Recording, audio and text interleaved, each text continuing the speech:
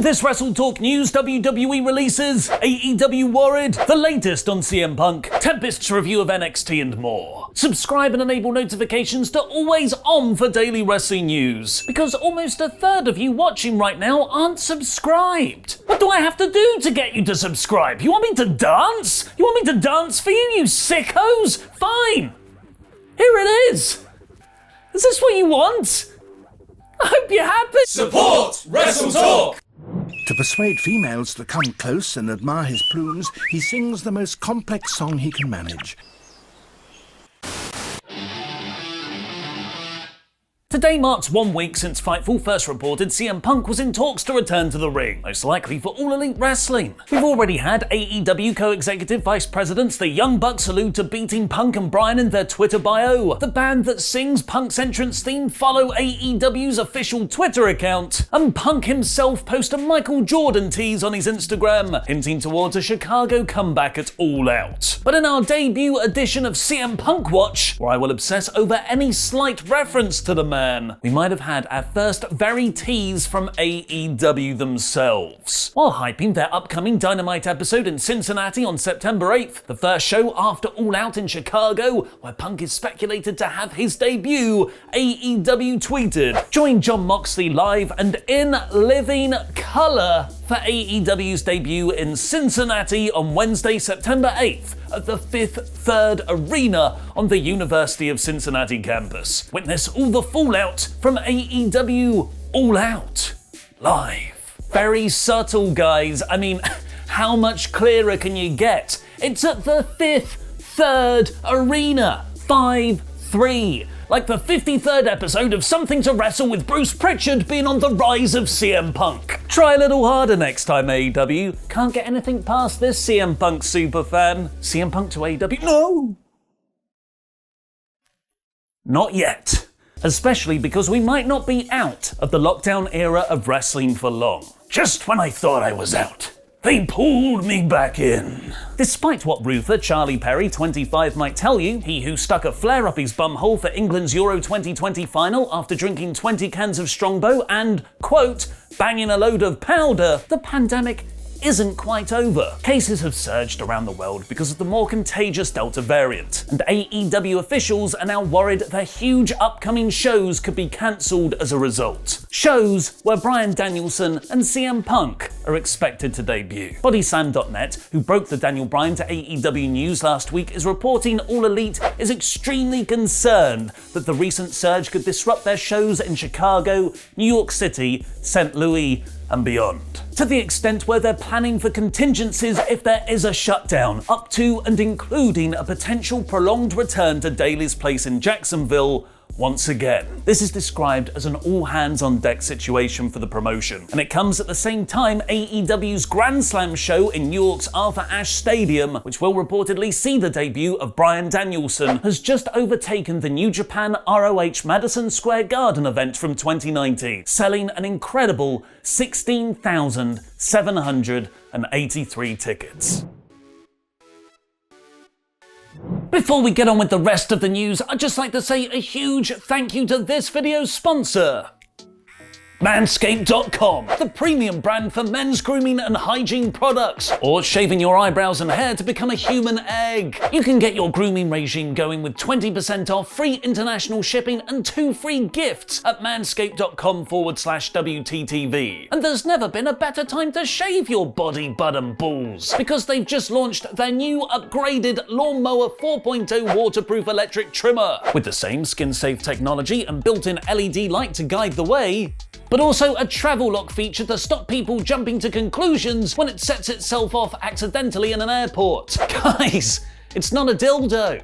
And coolest of all, a wireless charging system. This thing is from the future. In fact, it does kind of look like how the year 2000 thought mobile phones would eventually be designed. Hello, it's your gooch calling. It's saying it needs a trim, which is why you should get the Lawnmower 4.0 in the also upgraded Performance Package 4.0 bundle, which also includes Crop Preserver Ball Deodorant, Crop Reviver Ball Toner Spray, the Weed Whacker Nose and Ear Hair Trimmer, and for a limited time only, 2 free gifts when you use our link manscaped.com/WTTV in the video description below. The Shed travel bag and the Manscaped anti-chafing boxer briefs, along with 20% off and free international shipping. So go to manscaped.com/WTTV now and upgrade your grooming life. And as a bonus, it really helps support us here at WrestleTalk too, even if you just click the link to check them out. Support Manscaped, support your balls.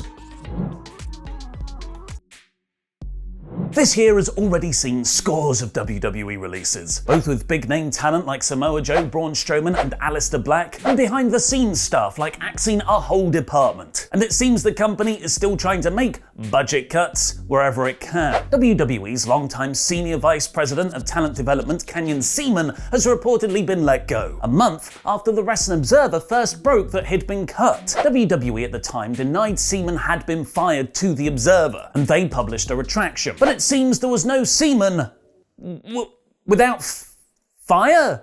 As Dave Meltzer has now confirmed, Karrion was let go last Friday after 8 years with the company. Oddly for WWE, rather than fire him instantaneously like so many others, they apparently released him when it was first reported last month, but wanted to do it in a certain way, letting Seaman know in advance before him officially leaving the company at the end of last week. John Laurinaitis will take over from Seaman's role, who has regained considerable power since being reappointed WWE's head of talent relations, a role he had previously had from 2001 to 2012. It's yet another instance of Vince McMahon looking back to the past for ideas and potentially a shift away from the Triple H regime he'd created in NXT. And Seaman might not be the only thing getting released. That was worded magnificently, as, regretfully, I have to do a very sad meme. Drake Maverick. After somehow surviving one release already, it appears Drake Maverick might be preparing for a post-WWE future. He was first fired last April, but a heartbreakingly emotional video posted to Twitter managed to get him his job back in NXT a few weeks later. He's recently been involved in an odd couple tag team storyline with Killian Dane, but Dane was released on the 25th of June, leaving Drake Maverick without his kayfabe best friend. He's currently involved in the LA Knight Cameron Grimes storyline, but he has also now just reactivated his personal YouTube channel for the first time in 7 years, posting his Rockstar Spud vs Drew Galloway, now McIntyre match from Impact in 2015. Additionally, the channel's About section lists his Rockstar Spud Hotmail email address for bookings, although that could just be left over from when the channel was live before.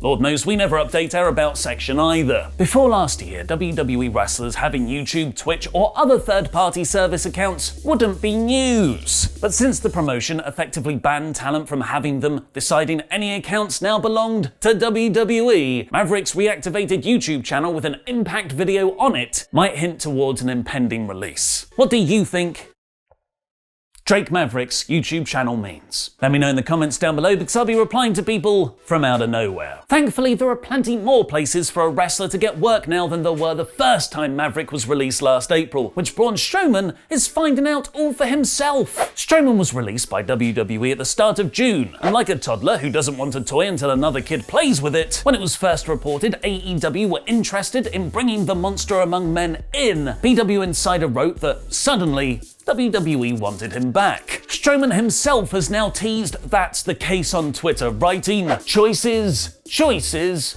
choices," with a gif of an old school kid tapping its fingers. Braun's 90-day non-compete clause expires on the 31st of August, the week of AEW's all-out pay-per-view. Rather ironically, it seems WWE's grand strategy of signing up loads of talent over the years to keep them away from AEW has just created a dam break scenario of them all showing up for their rivals at the same time. Couldn't have happened to a nicer company.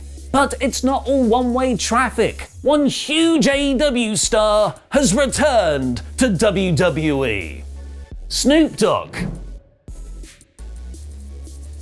In a time promotion for TNT's Go Big Show, a program about encouraging Paul White, Snoop Dogg joined his fellow judge Cody Rhodes on AEW Dynamite, which saw him hit a frog splash on Serpentico on the New Year's Smash episode. He fell with style. Snoop would then reveal in an interview that WWE were unhappy with him and briefly stopped working with him, before realizing they needed him to promote a video game. Because that's what I think of when I think Snoop Dogg, video games. Now, in a flagrant trademark abusing move, WWE have announced Dogg for Summer Jam. I will send them a cease and desist as a new range of characters in their mobile game WWE Champions. Oh, I want to play as the AEW Snoop Dogg. Then I can use him to beat Karrion Kross too. Thankfully, the current NXT champion got an actual victory on this week's Raw. Sadly at the expense of Keith Lee, but at least it was far better than his debut the Monday before, where he lost to Jeff Hardy in 2 minutes. Because of a roll-up. After that match, Kross swore vengeance on Hardy, but the rematch never happened because Jeff tested positive for COVID on Sunday, and whatever plans WWE had for them couldn't happen. You'd assume it would have involved Kross beating Hardy to get his revenge, but not so, according to Fightful, who have revealed the original plan was for Jeff Hardy to just beat Kross again. Both the creative team and members of the roster were said to be baffled by the idea to beat Kross once, let alone a second straight week. Becky Lynch, as one of the biggest stars in the company, however, should be fine when she returns, but it seems her comeback might be a bit further off than first thought, despite reports teasing her backstage for an impending return before every major pay-per-view this year, the Rumble, WrestleMania, Money in the Bank. Fightful is reporting the SummerSlam triple threat between Charlotte, Rhea Ripley and Nikki ASH caught people by surprise, as many expected Lynch to feature. Instead, the word is that she could be heading to another brand, which you would assume is SmackDown, as A, they're not going to put her on developmental when they need main roster star power, 2, that's where her husband Seth Rollins is, and C, it'll keep her away from Charlotte Flair. This could mean she won't be back until the draft, currently expected for October, which could tie into WWE's newest tournament, the Queen of the Ring. After Wrestling first broke news of the all-lady knockout tournament, Andrew Zarian of the Mat Men podcast is now reporting it will begin on the October 8th episode of SmackDown and the 11th of October episode of Raw. I can't wait for Reginald to win it. Speaking of tournaments, I lost the last season of WrestleLeague because of that goddamn treacherous Chopper Pete, meaning I have to make a music video punishment for SummerSlam weekend. I've compiled the most suggested, actually doable request from our Patreons. Want to become a Patreon? Head over to patreon.com/WrestleTalk to vote in loads of stuff like this and get exclusive content. The choices are Judas by Fozzy, Stand Back by Vince McMahon, The Final Countdown by Europe, which was Daniel Bryan's old entrance music, and Jesse and Festus's theme, Biscuits and Gravy. Go over to our poll on a poll match on the community tab to vote for which one you want, but first, enjoy Tempest's review of last night's NXT in about 5 minutes. See that? Jam that jam, y'all. What's going on, WrestleTalk friends and fans? Tempest the Wrestler is back with another edition of the NXT review in about 5 minutes. So this week's show opened with a tag match pitting Oney Lorcan and Pete Dunne against Timothy Thatcher and Tommaso Ciampa. Now, saying those 4 names, you pretty much know the kind of match that you're gonna get, and if you're a fan of that kind of match, that gritty, more grounded, grappling style, then you're gonna absolutely love what we got here. Ridge Holland made his return from injury attacking Timothy Thatcher, allowing the heels to get the win over Tommaso Ciampa. After the match, all the heels ganged up on the 2 babyfaces, and if you thought we had enough factions in NXT before, here's another one. I will say that this one seems very intriguing. I like the dynamic of Pete Dunne, Ridge Holland, and Oney Lorcan, especially with Danny Burch out. It gives Pete Dunne and Oney Lorcan a lot more to do. This is a 4 out of 4 segment. Good job. Samoa Joe came down to the ring to tender his resignation as a member of NXT management and told William Regal that instead of firing Karrion Kross, he needs to give him a match at NXT TakeOver 36 for the NXT Championship. Regal never said a word during this segment, but signed all of Joe's requests.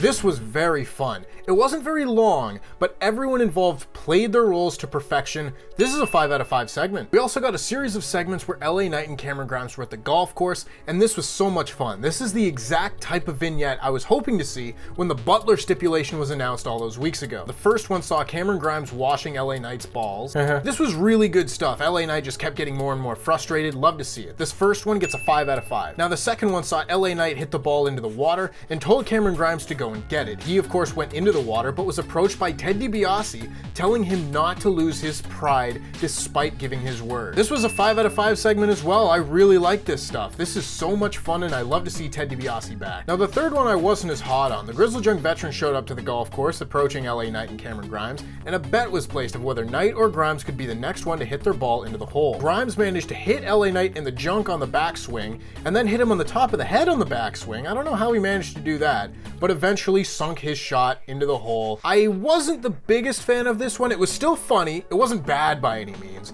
but I don't want to see Cameron Grimes get the last laugh on LA Knight in these segments. Wind him up for sure, but the payoff should be coming down the line, not at the end of each individual episode, if you know what I mean. But this was still good. It's more of a minor thing, so this one gets a 4 out of 5. Back in the ring, we had the next match in the NXT Breakout Tournament as Carmelo Hayes took on Josh Briggs. For two guys who are still relatively unknown to the NXT crowd, I thought they did a fantastic job of having a little man versus big man match, with Carmelo Hayes eventually getting the win with John Cena's top rope leg drop. Of the 3 tournament matches that we've gotten so far, this one's definitely been my favorite. Carmelo Hayes has so much charisma and potential. I'd love to see him go all the way. This was another very fun match. This gets a 4 out of 5. Raquel Gonzalez and Dakota Kai made their way to the ring, with Raquel saying that she had run through everyone in the NXT women's division and asking who was next. I wonder who it could be. Dakota Kai then cut a really good promo, hyping up Raquel Gonzalez, saying she was the most dominant woman in NXT history, more dominant than Charlotte, more dominant than Asuka, more dominant than Shayna.